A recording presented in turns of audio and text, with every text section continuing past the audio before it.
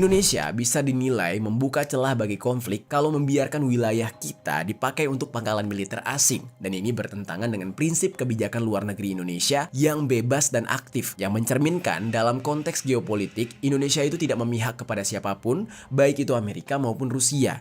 Ya, jadi kita nggak ada tuh memihak negara manapun. Nah, kalau misalkan sampai terjadi nih pangkalan militer untuk satu negara asing di Indonesia, nah itu bisa dipandang oleh dunia internasional kalau Indonesia sudah mulai memihak kepada satu kekuatan. Apalagi itu Rusia ya kan, musuhnya Amerika. Dan itu artinya sama aja Indonesia mencari musuh dengan membiarkan orang lain masuk ke dalam rumah sendiri. Dampak negatifnya nggak cuma itu geng. Indonesia juga berpotensi menghadapi sanksi ekonomi, terutama dari negara-negara barat kalau sampai mengizinkan Rusia membuka pangkalan militer mereka di Biak. Ancaman dari barat terhadap upaya Indonesia untuk membangun hubungan dengan Rusia sudah terlihat dari berbagai hal.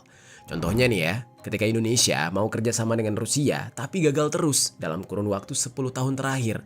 Mau itu kayak beli kapal selam sampai pesawat perang, itu gagal mulu.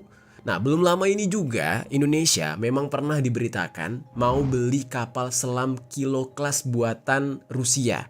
Tapi entah gimana kelanjutannya, apakah Indonesia jadi beli atau enggak, karena informasi terakhirnya itu ya cuma pengen doang, sebatas pengen gitu kayak bagus nih kapal, pengen beli terus hilang, nggak jadi. Ya mungkin duitnya dikorupsi kali ya, kita nggak ada yang tahu gitu. Nah, penilaian kalau Indonesia bakal bisa dikenakan sanksi bukan tanpa alasan, karena ada sebuah kebijakan yang dikenal dengan Countering America's Adversary Through Sanction Act atau yang disingkat dengan CAATSA. Nah, kebijakan ini mengatur kepada negara atau pihak manapun yang menjalin kerjasama militer atau ekonomi dengan negara-negara musuh Amerika seperti Rusia, Iran, Korea Utara, dan negara-negara lain, ya maka bakal mendapatkan sanksi berdasarkan kebijakan tersebut.